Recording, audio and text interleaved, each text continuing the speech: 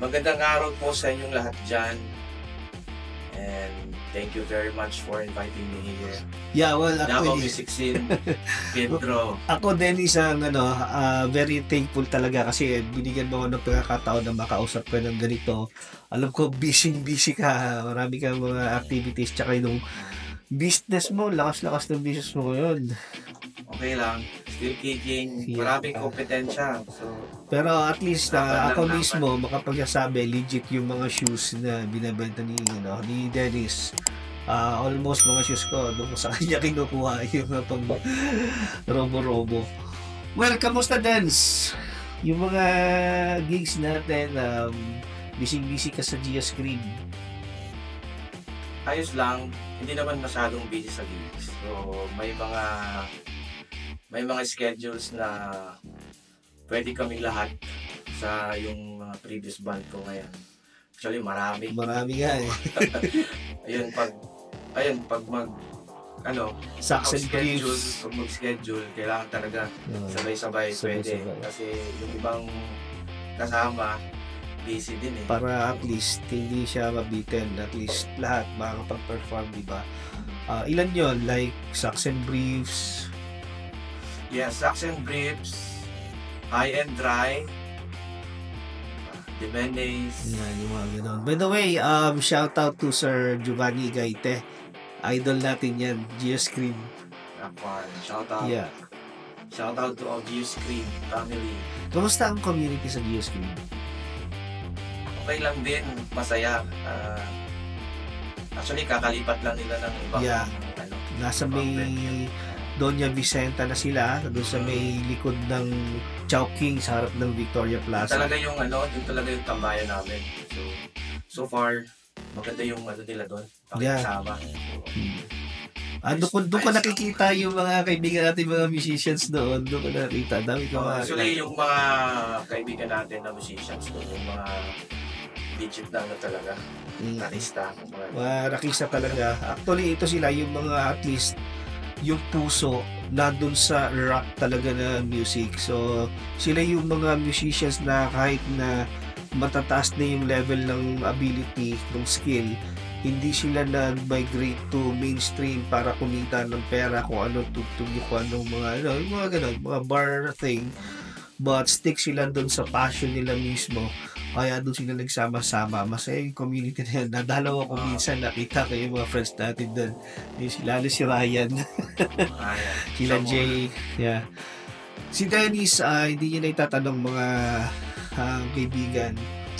Matagal kami pagkaibigan ni Dennis. Malaking bagay si Dennis sa development ko when it comes to learning guitar noong panahon. Bali, marami akong natutunan sa kanya. Siya yung nag-alalay sa akin para tumaas yung skill level. Totoo yun. Mga 2001 pa talaga. Well, Dennis, actually, kaya tayo nandito, gusto ko pag-usapan natin yung naririnig namin balita way from from Canada. Well, as you see, nakausap ko na si Seloy. Yun nga daw, ibabalik nyo yung Isla Ira kasi uwi sila dito for good, and good thing kayo yung hanap niya pa rin. Gusto niyang ibalik yung grupo at dinig ko may nagawa na kayong kanta yata. Actually noon pa yan eh, noon pa talaga kami gusto regroup.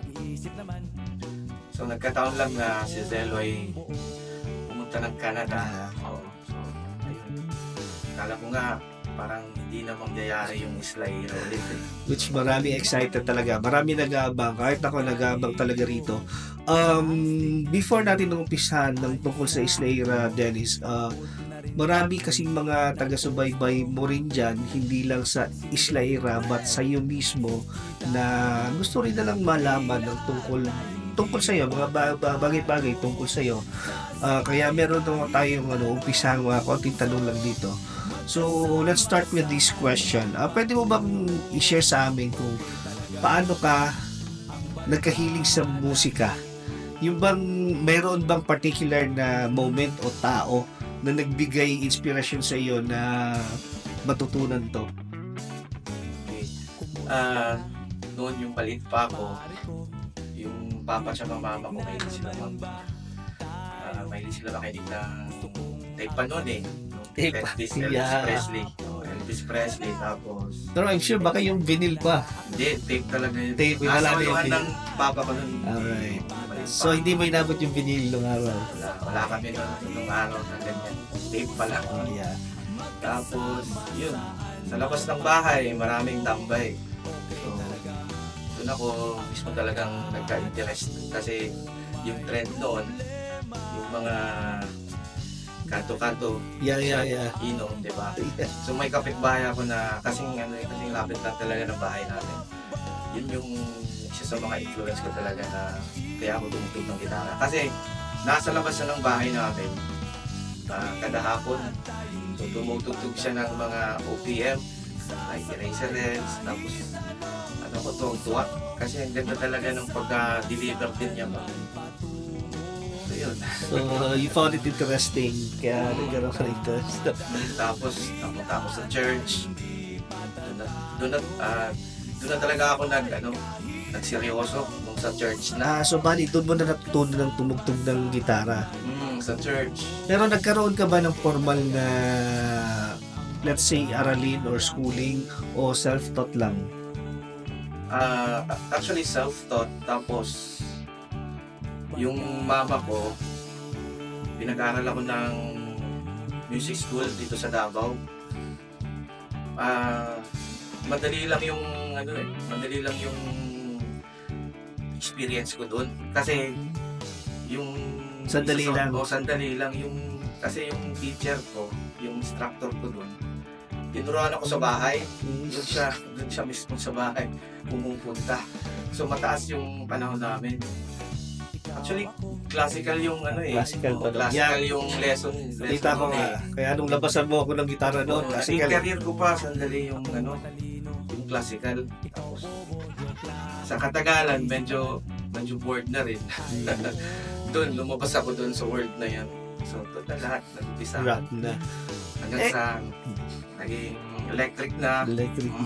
Doon, acoustic pa lang eh. Acoustic pa nga lang. Agawan pa tayo lagi doon. 5 minutes pa lang. Agaw na ako naman. Para lang kami makababad.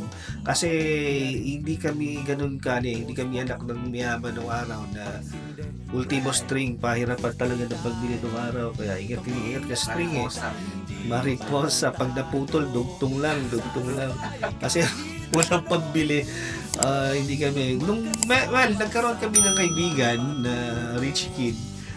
Pag dinadalaw namin, yun ang dooran natin ng instructional noon, VHS pa, which si Balong kompleto ng gamit. So, buti na lang si Balong talagang ini-entertain naman talaga tayo. Hindi ba dapat yung tao to, pati yung si kuya niya, si Nelson. Shout out to both of you, bro. Shout out sa inyo. By the way, sino ang pinakamalaking impluwensya mo sa musika, like dito sa local music scene dito sa Davao City at saka international, sabihin natin. So paano nila nahuhog yung style at pananaw mo sa music? Marami akong influence. Pag sa Davao kasi unang-una marami kasing mga events dito na like Araw ng Davao, Kadayawan. Yeah. Maraming mga band doon na yung tunog talaga nila is like cultural. So, yun yung nagka-interest ako ng style. Kasi proud din ba na naging tunog tribe talaga yung ginagawa. Yung mga performance dati noon, yun talaga yung dito yung authentic na which kumatas yun sa sinulat mo yung unang kanta na Barkada Ko. Talagang tunog Davao ethnic style sa nalala ko siya si Joey Ayala. Joey Ayala, Landeros, Yano. So, pero maalala ko doon talagang pinaka-mentor natin doon na gitarista si Jigger. Master Jigger. Doon ako naging interesado sa naging ano na talaga, electric na yung gamit. So yung mga Nakrata na. techniques ng hand techniques, Ngayon right? pumasok And si Jigger. si Jigger. Shout out, Big Jigger. Mustang, yung mga ganyan. Yung Mustang na yan, Countdown ng araw kung panoorin natin. Sumali tayo ng Battle of the Band, kalaban natin, Big Mustang Sound. Wala, ano lang tayo na panggulo. Siyempre sa nationwide, sa Manila, yun talaga yung Eraserheads. Sa Supermaya, siyempre. Yano, ayun. International. Oasis, wow. Yeah. Sure. Maraming mga 90s na naging influence sa music. Okay. Yun talaga yung roots. Okay, so another thing here, pwede mo ba kaming bigyan ng mixing kwento lang kung paano nabuo ang Isla Ira? Ano ang nagdala sa inyong apat na magsama-sama at paano nyo ito paano ninyo napili ang pangalan ng banda, Isla Ira? Yes. Actually, before nag-Isla Ira, nagkaroon kami ng pangalan ng banda, Isla Project. With Ken, Sheena, Vincent. Shout Tapos out si Vincent. Toto, nun yung original talaga na drummer. Oo. Noong araw. So yun, nagka-disband. So, naghanap kami ng pwede. Kung sino yung available pa. Timing din yun. Kasi yung si Mark, yung bassista, nagigitara din siya. So sabi niya, marunong daw siya mag-bass. Yeah. At mukhang sila yung una nagka-meet ni Sheloy Para sa which is Victoria Plaza, kasi si Loy nung araw tambay sa Victoria Plaza, doon lagi namin nakakasalamuha to si Sheloy, which si Mark kasama ko sa Victoria Plaza that time. tapos noon, yung tumutugtog na, yung vocalist namin talaga, si Vincent pa. Bumalik. Vincent, yeah. Bumalik siya. Hindi pa Isla Ira yun, Isla Project. Isla Project pa rin. Tapos, bumalis yung vocalista, doon na pumasok si Zeloy. Kasi dati si Zeloy, pumupunta sa gig namin, mga siya sa mga ginagawa namin. Bilib na bilib nga sa inyo, babait nyo raw eh. Mabait din yun. Siya, Lalong mabait yun. lalong mabait si Sheloy. Lalong mabait si Zeloy. Yung taong akala mo maya may blow na talaga. Magaan kausap si Zeloy. Yeah. Walang bisyo yung tao. Walang Hindi naninigarilyo yun, hindi na umiinom. So, that's why nasya ako nung malaman ko, wala kang gano'n. Minsan akala ko nga, di ba? Napakabait ng tao na yan. By the way, Vincent na pinag-usapan natin, si Tata, si Vincent nasa Cambodia this time. Shout out to you, Herb. Uli-uli po. So, yeah. So, paano nangyaring nagka-Isla Ira? Okay. Nung that time, yung pangalan ng Isla Ira, yun na yung si Zeloy. Hindi. Isla Acústica pa noon, tama. Isla Isla Acústica. Acústica. Isla Project, Isla Acústica. Tapos, naging Isla Ira na yung sumumpa na si Zeloy. Yung Isla Ira kasi, yung pangalan dyan, may nabasa ako sa t-shirt ng ex ko. May nabasa ko Ira. Alin doon? Ira. Alin Tapos, t-shirt? may ano siya doon, may meaning. So, yun, doon ko naisip yung Isla Ira na pangalan. Anong pangalan? Paano meaning yun? Naalala mo pa yung meaning? Hindi ko nalala eh. Actually, yung Ira, isang search na lang sa Google. Ayun, nagaganda na ako sa pangalan. So yun, naging pangalan namin yun, Isla Ira. Sa Isla Ira. Yeah, I still Sa remember. t-shirt yun eh. Kasuot ng ex ko doon. So, That was way back 2005 and 6, right? Ito lang 2004, 5, 6. Kalakasan naman.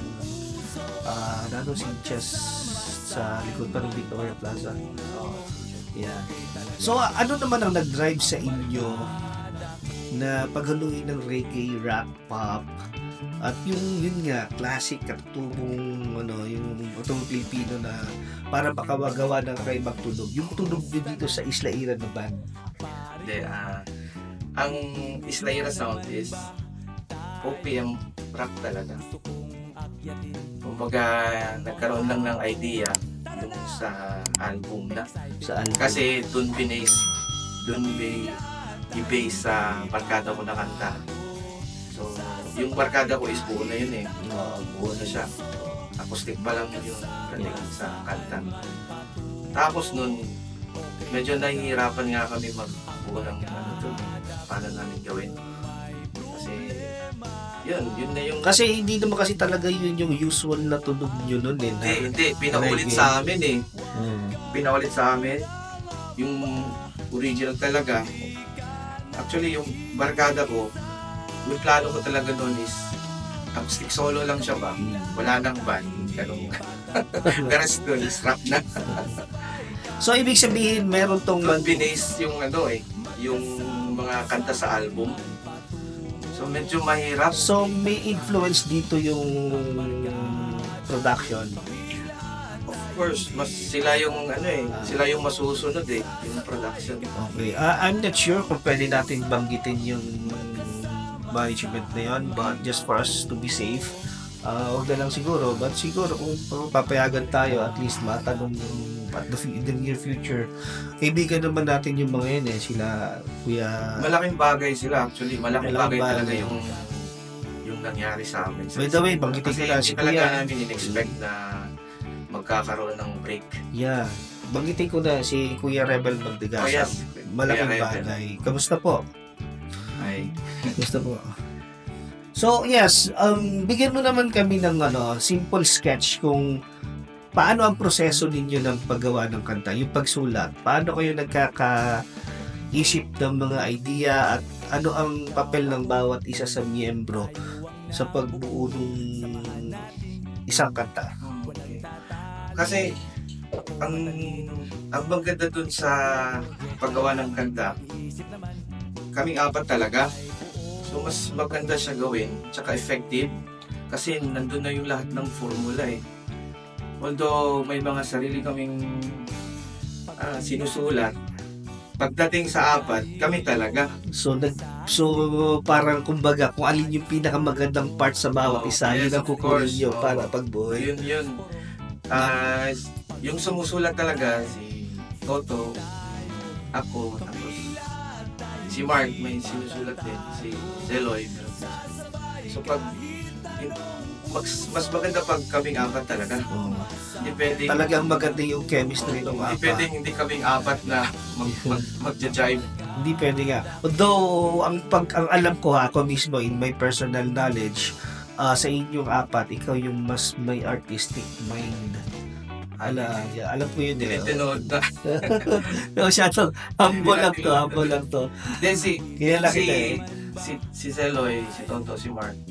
Actually, kaming upat, lahi yun ang ma-feel ko talaga na meron talagang magic ba na pag kaming apat na magkasama, madali lang yung ginagawa Yung chemistry. Yung chemistry.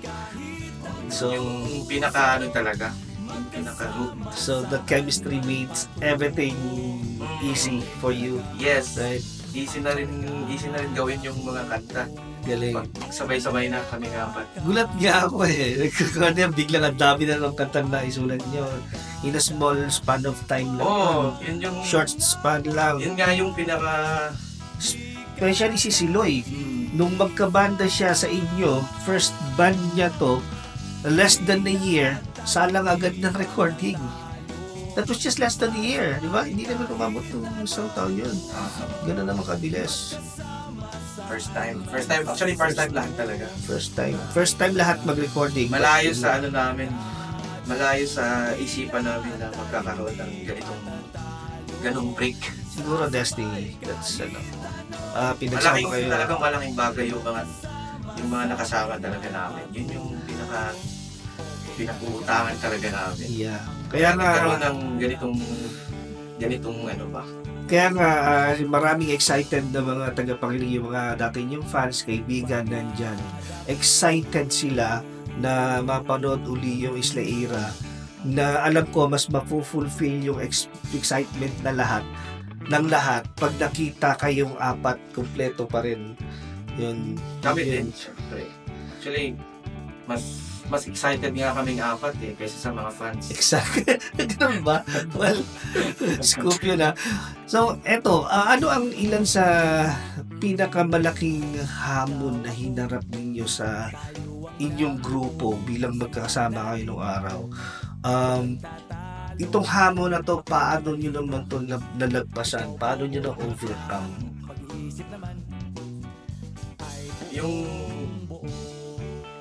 Yung pagkatapos talaga ng career ng Islaira, dun yung naisip ko talaga na hindi pala talaga madali.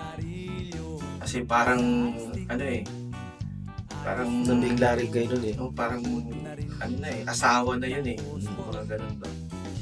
Tapos namatay yung papa ni Toto. Yun yung pinaka talaga sa mga pangit pa na nangyari. Sayang. Marami yung after ng Islaira, maraming nangyayari individually sa amin. So kahit di kami nagkakausap noon, so nafe-feel namin na talaga may mga pinagdaanan talaga kami na mahihirap. Kasi may bigla siya kumbaga one hit wonder, kumbaga may mga malalaking plano sana. Kasi noon hindi pa hupog yung isipan namin bata. After noon sa nangyari, doon na yung nafe-feel namin na depression, kumbaga. Overwhelmed pa kayo. Yes, overwhelmed Excited lang, enjoy lang, pero so enjoy pa lahat. Hindi nyo pa masyadong foreseen yung kung ano yung mangyayari. So parang nakalitan. Lack of plan din. Dito, right? Yun yung pinakamahirap talaga, yung nagkahiwalay-hiwalay na yung grupo. Yung pinaka-depressing. At siguro ito na yung sagot kung paano nyo malalampasan to o paano nyo malalampasan. Siguro ito yung continuation na may papakita nyo na ito na lalampasan namin yung problema kami pinagdaanan, right? Sana. Pero alam ko, tayo pwede magsalita ng patapos So enjoy lang. Gaya pa rin nung dati. Pero enjoy lang. At least, medyo may maturity na. Maturity na. Hindi naman alright. Okay, paano naman naka-apekto ang pagiging taga Davao City nung kulturang being Filipino but taga Davao City tayo medyo malayo tayo dun sa kabiasnan talaga kung saan umuusbong talaga yung music na kinikilala ng marami, but paano naka-apekto sa inyo ito noon nung kayo dalhin sa Luzon? Apekto siguro yung nahihiya talaga kumbaga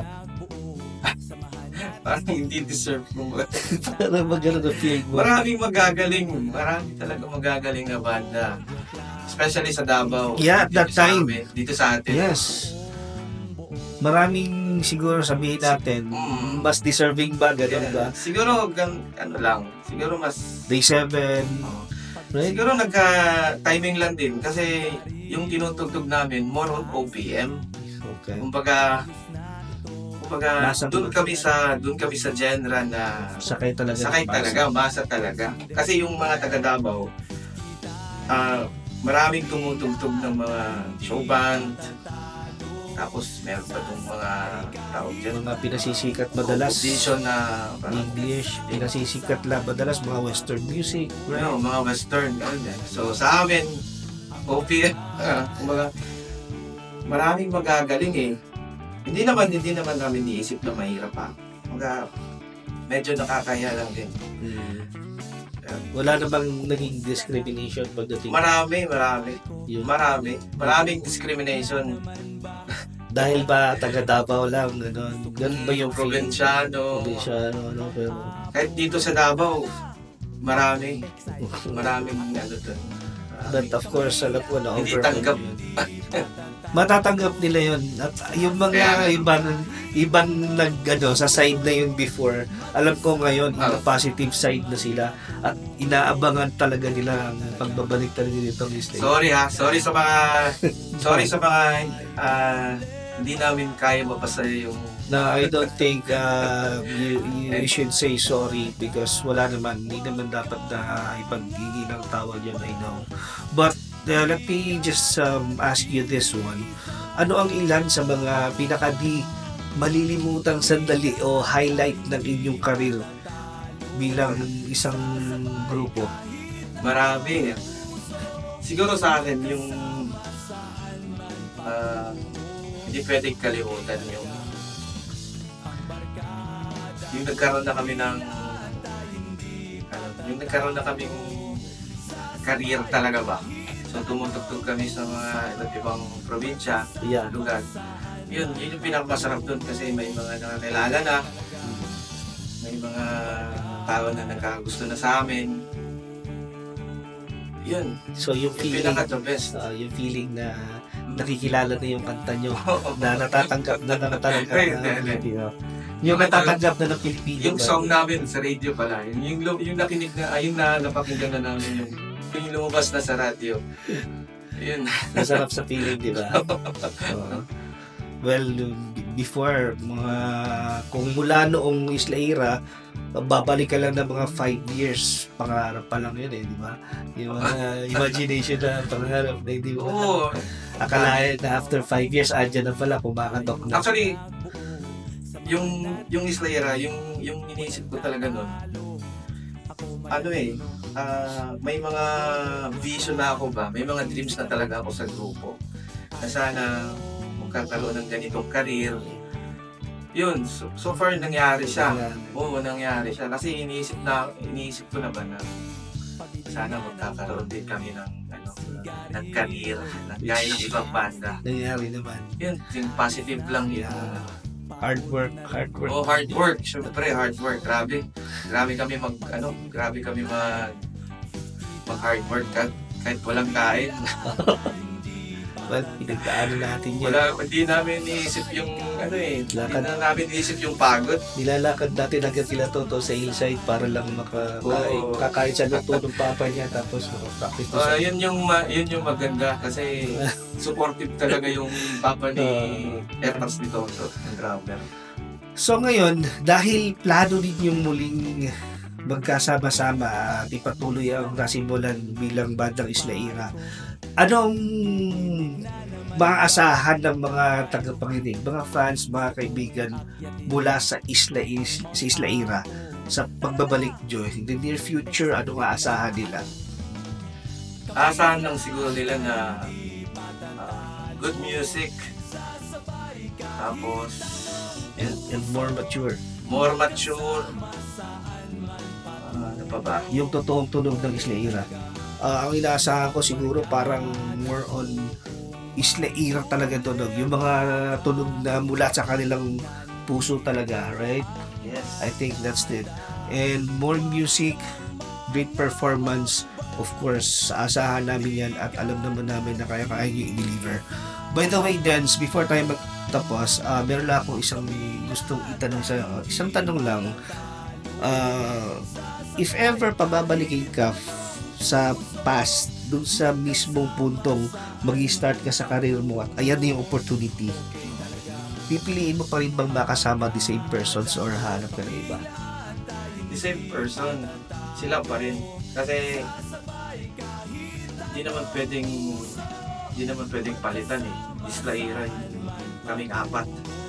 So dapat sila pa rin. Yun ang pinakamasarap na sinabi mo sa buong pag-uusap natin, Dennis, which ako natutuwa bilang barkada, no? Barkada sumali. No, sa 4 Isla Ira is 4 na kayo. Natutuwa ako doon din sa talagang nakaka-proud bilang kahit ako nga hanggang na yan excited. Sabi ko nga, marami lahat dyan excited. At ang excitement nila mafu-fulfill 100% pag nakita nila na kayo pa rin 4. So, walang mababago. Thank you. Alright, Dens, baka meron kang gustong i-shout out yung mga kaibigan mo dyan bago tayo magtapos. Plugins, yung mga mga upcoming event mo, gigs, what not. Shout out especially sa mga kabanda ko na Isla. Shout out po sa tatlo. Tapos upcoming gigs, hindi ko pa alam basta weekend, pag weekend doon na yung pasyalan nyo na lang Geoscream. Yes, Geoscream, of course. Geoscream, punta kayo, Geoscream. Right. Talagang napag-alata si Dennis, mas excited pa sa ating lahat sa pagbalik ng Isla. Sa dami-dami lang siya shoutout. Isla, shoutout. Alright, Dance, thank you so much. Salamat, Davao Music Scene. Dance, thank you so much sa time. Thank you din sa invitation. Salamat, Davao Music Scene. Sana pagdulong-tulungan natin itong channel na to para marami tayong tulungan ng mga kapwa natin mga musikero. So then, thank you so much. Then, Dennis Ceballos Isla.